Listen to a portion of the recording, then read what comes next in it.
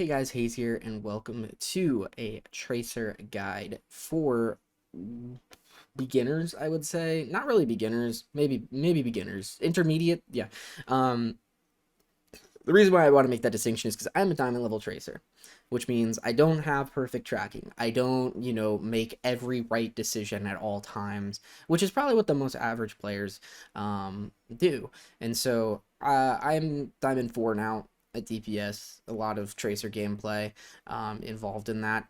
I'm a tracer main, but I don't play tracer as my most primary hero because she's gotten kind of annoying to play in recent years. Um, because I have a lot of bad luck when I play video games. It's kind of a joke between my friends and I. And when you're playing with only 150 health and there's a ton of things in the game that can one-shot you, you're gonna see that can get kind of annoying. I actually don't know if a lot of my deaths in this. I don't know how many times I die in this. It's a low amount though, and I don't know if I die in any ways that are like super unlucky. We'll get into the types of tracer deaths in a little bit, but we're going to be analyzing this gameplay footage, and I want you to understand that, I'm not a perfect tracer, but I know the fundamentals of tracer. My biggest issues on tracer come more so down to, like, judgment calls, because you have to make a lot of decisions as tracer on who you engage into, and sometimes I don't pay attention to what my team is doing. That's probably one of the most common tracer mistakes of that people make, is engaging when your team isn't engaging, because people can just so easily turn around on you and just attack. The second that you start attacking their backline, people can just turn, and then with only 150 health, you're just gonna get swarmed. And then some of my other decisions is I try to pay as much attention to my recall as possible, but I'm sure many tracer players do this. Is just sometimes you just see an opportunity, you don't look at your cooldowns, and you just go for it.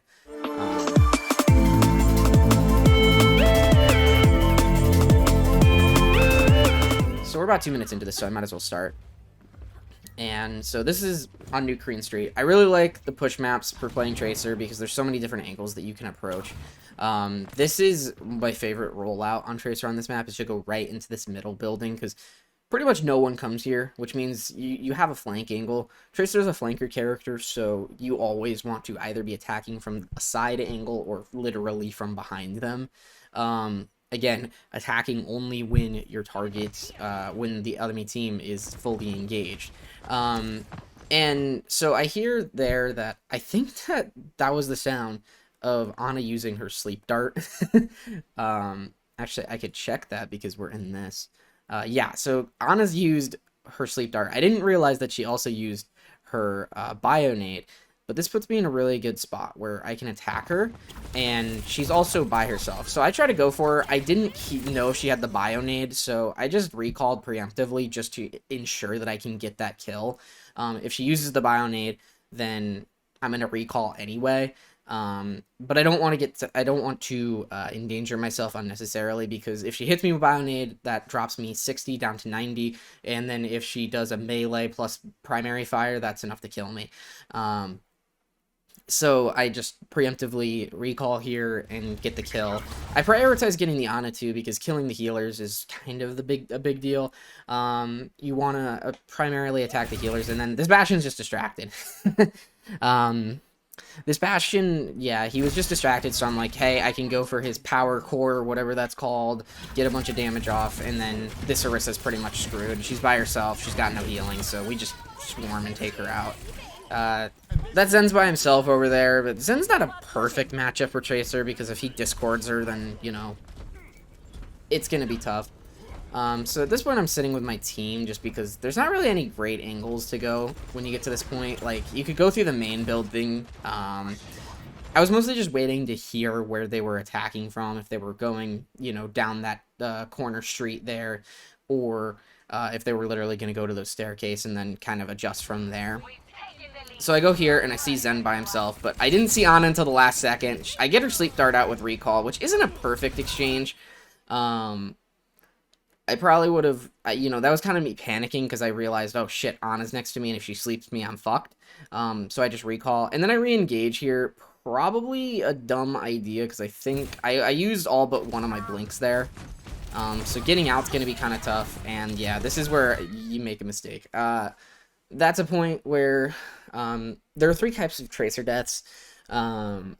There's you make a bad decision, which is to engage when you don't have recall. And also I engaged when my teammates weren't engaging. Look at three of them right here, not even fighting the enemy. So that's just a terrible choice. Then two, there's just unlucky deaths. And, it's there's deaths where you say are gonna dive a character like Hanzo when he's got like half health. Hanzo's not a matchup you win 100% of the time. He's one of the tougher matchups. He's up there with Soldier and Ana. It's probably some of the toughest Tracer 1v1s to win. Just because all Soldier has to do is pop down his healing field and you're just never going to kill him unless you have perfect tracking. Also, Soldier can just hit you with a Helix Rocket and that'll get out your recall. And then obviously Ana has Bionade, 75 damage per shot, Sleep Dart, she's a really tough one to take down unless you're like an experienced Tracer who can use your blinks effectively to draw out cooldowns.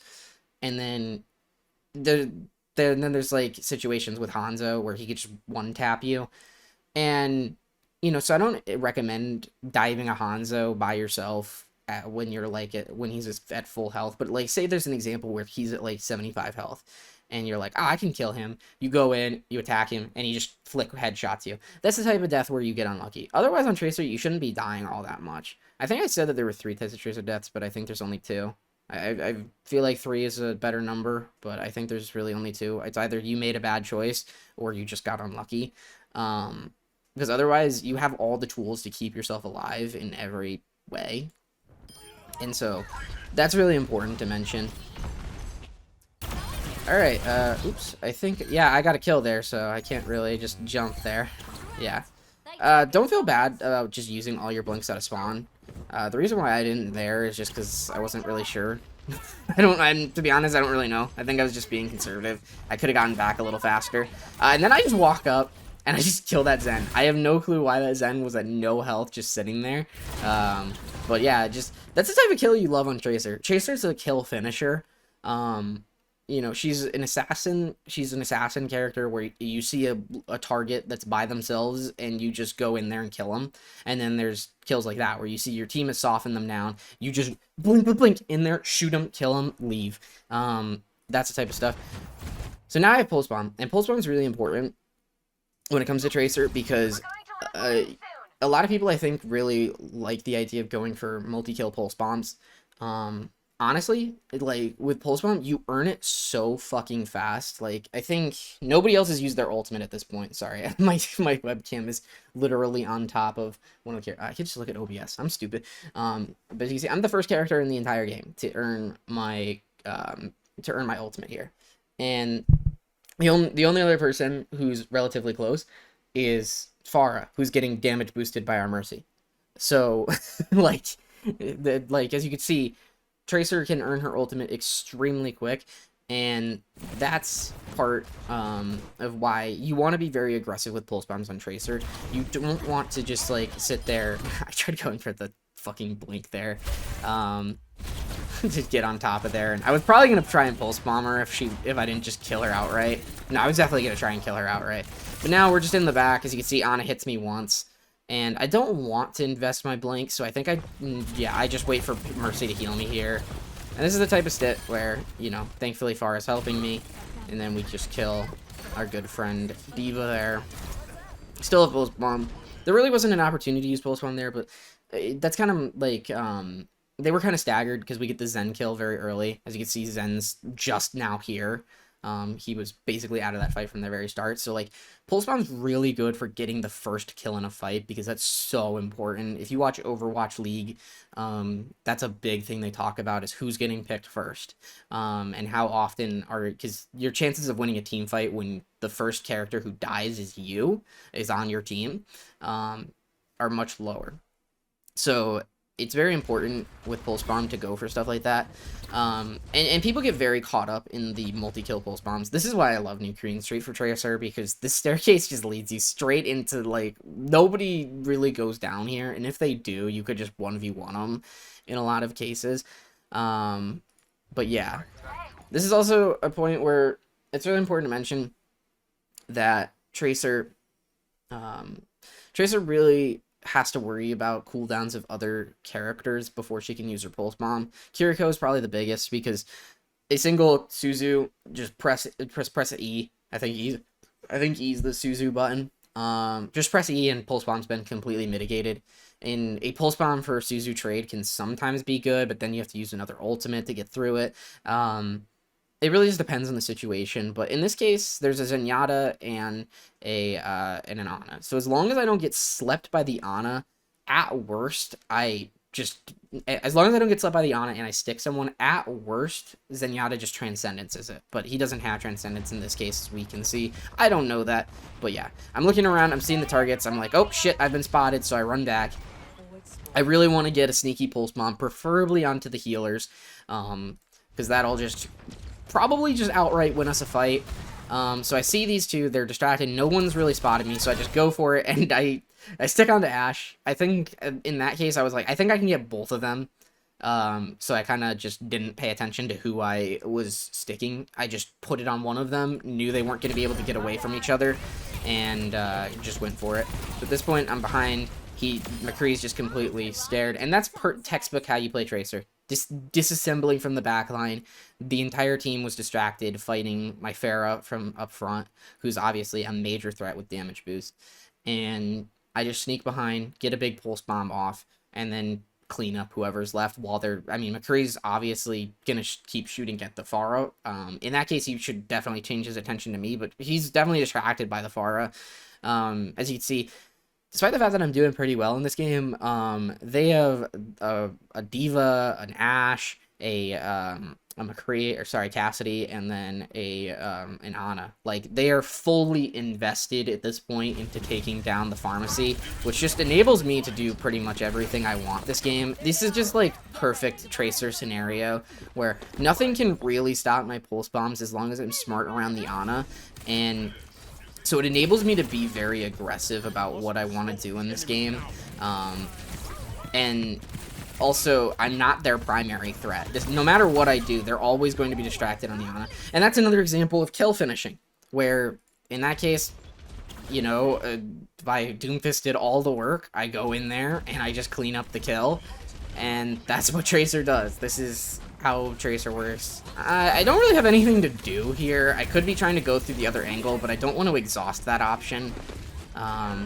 Unfortunately, our Mercy gets caught in the D.Va bomb there, which isn't very ideal. I could have tried to be aggressive there and finish off D.Va before she got back in mech, but yeah. And this is what I'm talking about, a Tracer's survivability. Like, I had recall, I just used recall, I used all my blinks to escape, and now I'm alive from a team fight that we had lost pretty much outright, just from the moment D.Va bomb came out. And that's how you just keep yourself alive with Tracer bomb, or sorry, D.Va bomb, and Tracer just using all of her resources to be able to keep herself alive. I go in here, and I kind of just get lost in, like, the shuffle. I'm like, why did I do this? That's kind of the things where I make lapses in judgment in Tracer, where I'm like, why did I do this? So I just recall just a reset, and I'm like, I'll just won't be aggressive for the next 7 seconds, 9 seconds at the time, and just kind of do my own thing. Med packs are really important on Tracer to know where they are and just be ready. And I have another pulse bomb. So I'm kind of taking advantage of my team fighting here. He gets rid of the thing, and I go for the pulse bomb, and Ana unfortunately lives it, but I'm able to weaken their Mercy, and yeah, that's just Tracer being Tracer there. I got a little overzealous. I should have retreated there and or gotten farther away. But when I saw that Mercy was as low as she was, you know, I couldn't resist trying to go for the finisher. And I think that overall is worth it to just clean up both healers, even if it costs me my life, because, you know, at this point, we just clean up the D.Va. If I die, it doesn't really matter. So I guess, this is the third kind of Tracer death I was talking about, where it's like, you know, you just kind of die just because you were trying to help the team. It's not really on the fault of luck or you played poorly. Like, it's just a standard death. But yeah, I guess this could kind of go into a lot of things with Tracer.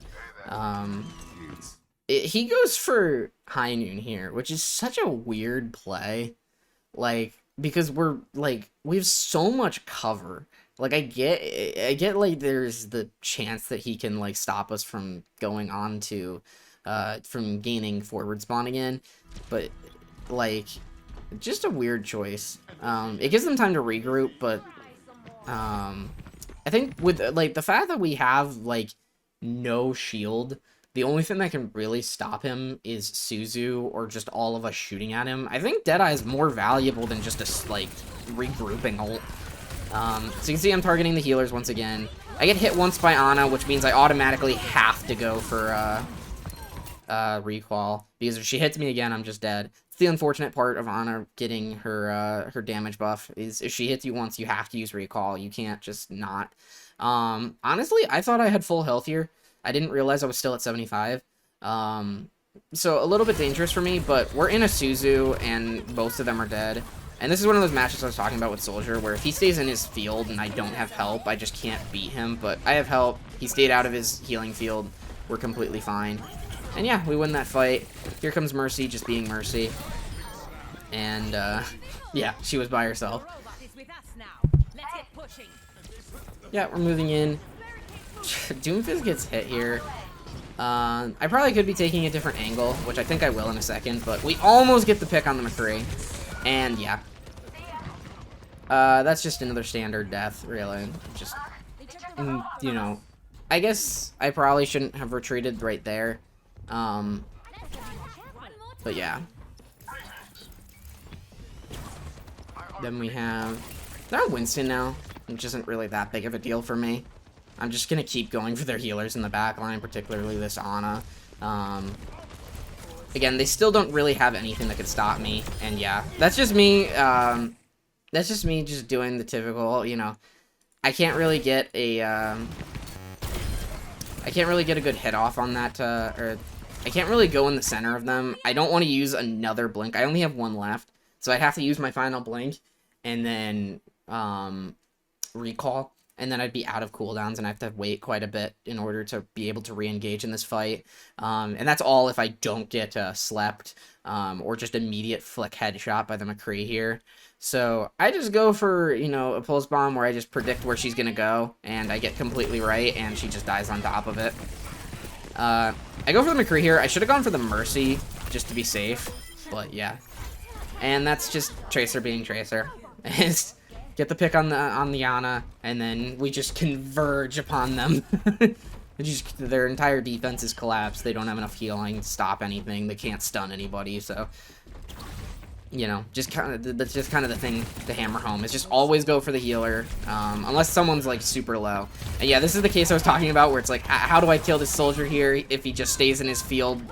I can't really win the 1v1, but the Orisa for some reason just is like, fuck you, Soldier, I'm gonna go for the Orisa flank, and just leaves him, and then he steps out of his healing field, and at that point I can just clean him up. And then this Orisa is just doing Orisa things. And yeah, we just clean her up. And now this is the part of the game where everything just kind of becomes chaos. I'm going for the Mercy. She can't really do anything to protect herself there. She just put herself in a bad situation. And that's where what we call bad luck. That is our first bad luck death of this video, where I had multiple blinks. I could have gotten closer, but he would have just hit the Helix rocket anyway. I guess I could have gone from a different angle. But, like, you know, I'm pretty sure I'm within range there to just kill the Soldier outright, especially with help. And I just get nailed by a Helix rocket and a headshot from his primary fire at the same time. And then, you know, just die. You know, obviously there's things I could do differently there, but yeah. I go for the pulse bomb just to try and confirm the kill on the Orisa there. It doesn't really work. I I don't really regret doing that because at this point the game's kind of in our favor. Like, all we have to do is just keep killing things. Bastion rolls out of spawn, and at this point it's just roll them around, just trying to kill things. If I get low, use my recall, let Mercy heal me, you know. Go for melee kills. Melee kills are also really useful. Melee does 30 health. Reaper cleans up. Here comes Bastion again. Orisa's using her ult on Cart. Just trying to make sure these healers don't stay alive long enough to really do anything. Go for another melee finisher. No one's really paying attention for me. I go for another pulse bomb to try and kill. That's the second pulse bomb I've earned in this one engagement. Bastion's back again. At this point, I'm just trying to fucking kill him. Suzu comes out. Yeah. And now they have Tracer. Tracer touches the cart. And yeah. That was it. That was a 41 elim game. I believe 41-4. But yeah. That's pretty much how I play Tracer. You know, I'm not used to making guide videos, so I'm sorry if I was unclear on certain things or misspoke. The basic thing is just you want to always be playing from a flanking angle, flanking or side angle, and understanding on the map like what rooms, you know, like, because when I first started out this round, you know, I immediately go to this room that I really like to start in for this map. You saw I like to play those stairs over by their spawn. Actually, the stairs that I'm currently on, but on our side. And then, you know, and then it's mostly just about don't engage when you don't have recall. Recall is your lifeline. If you go into the middle of a group without recall, you're gonna get fucked. And just engaging when your teammates are. And then a lot of it just comes down to mechanical skill of being able to hit your shots. And knowing, like, hey, if I use my pulse bomb here and we get a big pick, like, we just win this fight. And yeah, so I hope you guys enjoyed. This was really fun. I don't normally get to play Tracer just completely uncontested like this. These are very perfect Tracer you know, scenario where I'm not the biggest threat. They're constantly dealing with a Doomfist. They're constantly dealing with Pharmacy. And then they don't really switch, like, they switch to Kiriko there at the end. If they'd done that a lot sooner, it would have made my pulse bombs really tough to get off. But yeah, hope you guys enjoyed. See you guys next time.